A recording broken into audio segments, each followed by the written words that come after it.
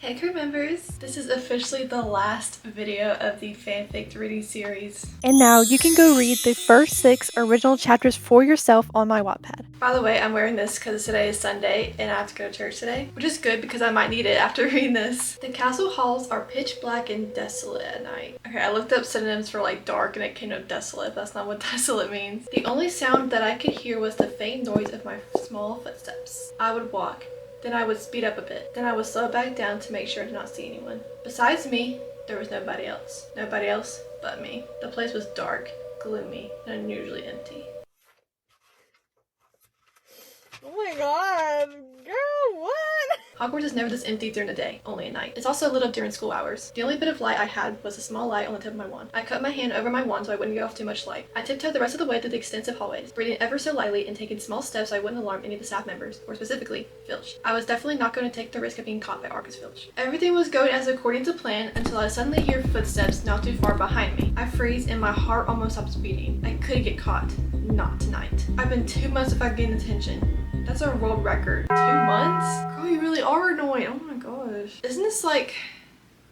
I think we're in January by this point. I'm not really sure. I immediately put out the light on my wand and tried my hardest to quietly pace across the school's hallways. Holly! I hear a quiet whisper call out to me. Whoever it was, they knew I was there. I knew I messed up big time. Why did I have to get caught in a night like this? How was I going to tell Harry I never showed up because I got sent to detention? Holly? The voice called out to me again, but in question. The voice didn't sound like Filch. Thank goodness it was Harry. Just Harry. Because if you remember from the last chapter, if you watched it, you should watch the others because it won't make sense if you don't. Harry invited Holly to the Astronomy Tower at midnight. Harry, I whispered, you startled me. Get under my invisibility cloak, instructed Harry. Okay, then throw under the cloak together and they walk up to the Astronomy Tower. When Harry and I had reached the top of the Astronomy Tower, I threw off the cloak and skipped over to the railing. I gazed off to the midnight sky. It's marvelous, isn't it? I said. Yes, it is, replied Harry. Thanks for inviting me, I said. Certainly, said Harry. The chemistry is not brewing. The two of us paused for a moment. Neither of us knew what to say next. So, how are you and Malfoy getting along? I know you said he wasn't happy about us hanging out all the time, asked Harry. I would say it's gotten better between me and Draco. I mean, it was never horrible. But he's been nicer about the you and I being friends situation. Well, that's good. And also, Harry, not to mention, Draco said he would be your next blogger if you ever touch me again. So, you know, I've always wondered, I said, what do you even think of Draco? Well, he's just, you know how he treats me. Malfoy's just cruel, selfish, pathetic. I don't necessarily hate him though. Yeah, Malfoy is terrible and horrible. He's just scum between my toes. I don't hate him, you know. It's fine. I understand, I replied, but he's so much more than that. Yeah, Draco is so much more than pathetic, selfish, and cruel. He's a big, fat bully. And I don't care what the Draco Glazers had to say in the comments. He's a bully.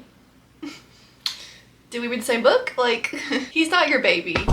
Like, don't get in my comments, like, for real. Like, well, what do you think of him? Asked Harry. Why did I talk about Draco? Like, okay. I would say Draco is nice, funny, always happy, and overall amazing. Do we know the same Draco? What the freak? Always happy. Yeah, happy to put others down. I just always wish he would show that side of him to people around him. If only you knew the Draco I knew. Please just hear me out, please! Draco's mean to you too. He literally dragged you out to the hallway after talking to Harry in chapter 2. He kicked your textbook under someone else's desk in chapter 3. And he hates that you're hanging out with Harry and Ron and Hermione and literally any Gryffindor. Harry stayed silent. I guess he felt bad by the way he personally described Draco. He looks up to you, Harry, I said.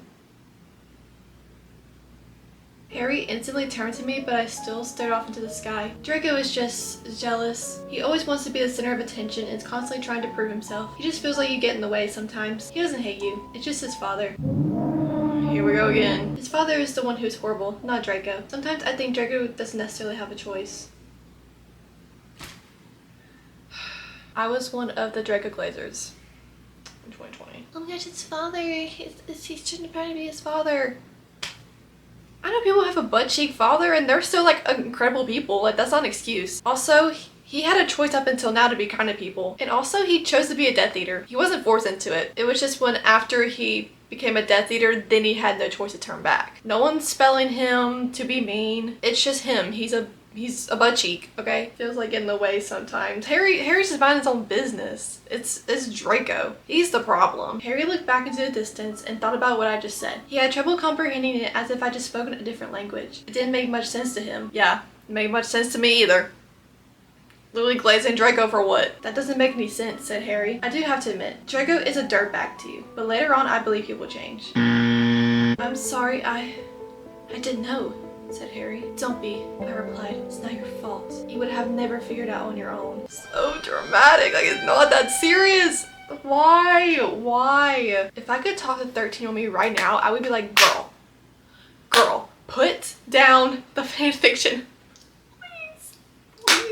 Please. I'm slowly losing my sanity if you can't tell. It got quiet again. I didn't mean to make it awkward, but I did. I expected to come up here and have a little conversation and not a discussion about Draco. Maybe now Harry will understand Draco a bit more. Not a lot of people understand Draco as much as I do, because I'm just not like other girls, you know. I did, however, manage to completely change the subject. Harry and I began telling funny stories about ourselves and our friends. By the end of it, we were both trying our hardest not to laugh very loudly. I was having the best time of my life in the Astronomy Tower. Just silly old me. And the chosen one. We don't even know if he's a chosen one by this point. This is third year. Just silly old me.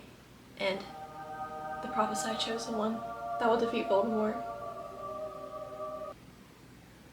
It took a while for us both to finally calm down. It hurt to smile, but I couldn't stop, and neither could Harry. However, the night wasn't over yet. Just silly old me. The night is still young, and I'm up here with Harry, James Potter. Then something unexpected happened. Something I didn't know what I wanted to happen or not. When I wasn't paying attention, I felt Harry's hand touch mine. However, it wasn't an accident, but a purposeful act. I feel as he gradually takes his hand and puts it in mine. My heart was beating rapidly and I grew nervous. I didn't know how I was supposed to react. We were now holding hands. I couldn't let this happen. I couldn't, but I held on. I held on for quite a while without a word being said. I turned slowly to look at my hand, gripping onto Harry's. I didn't want to let go. No, I can't, I told myself. I quickly pulled away after a moment and turned away from Harry. Felt terrible, heartbroken, but I could not.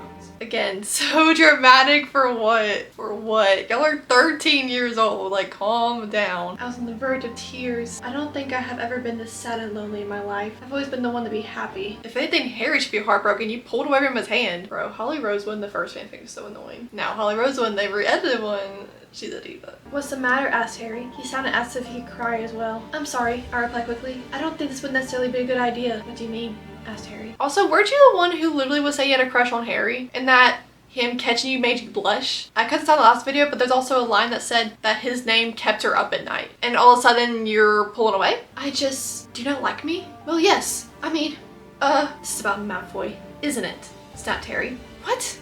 No, not at all. Malfoy doesn't control you. If this is something you really want, he can get over it. What makes you happy is more important. Oh, so it's about Draco being mad as she's dating Harry. Well, screw Draco then. What does it matter if he thinks? This isn't about Draco, I swear. Then why? Why am I so in character? Like, hello? Oh my gosh. Really? You want me to star as Holly Potter in the next Harry Potter movie series? Sign me up. I'll be there 9 a.m. tomorrow, okay? Okay, thank you. Goodbye. Yeah guys, new series coming called Holly Potter or Holly Rosewood. I stopped. I didn't know what to tell him. I didn't want to tell him this was definitely about Draco. I do want what is best for me and what makes me happy, but do I really want this? Harry turns his whole body facing towards me. I only stayed completely still, facing the railing. I didn't want to make eye contact. The only thing I could say at that moment was, I'm sorry. Sorry, Harry, I'm letting the blonde goober control my life. Poor Harry was devastated, heartbroken. Did he really like me that much? I guess it had been obvious he had feelings for me. This was the reason he invited me up here. Why else would a guy invite you to a Astronomy Tower alone at midnight? Besides probably for some more scary things. The only thing Harry wanted to know was why. He just wondered why. It only made it worse that I couldn't tell him. Well, I could, but Draco isn't the best reason ever for the situation. Suddenly, Harry grabs my arm and pulls me to the side, away from the railing. He puts one of my hands on his shoulder and the other on his waist. Then he puts both his hands on my waist and shoulder. Harry began to sway back and forth. I couldn't help but wonder what Harry was up to. What are you doing? I asked. Slow dancing, says Harry. I don't want our night to be ruined. If you don't want to be with me, then you don't have to. Harry was now smiling again, and we were slow dancing.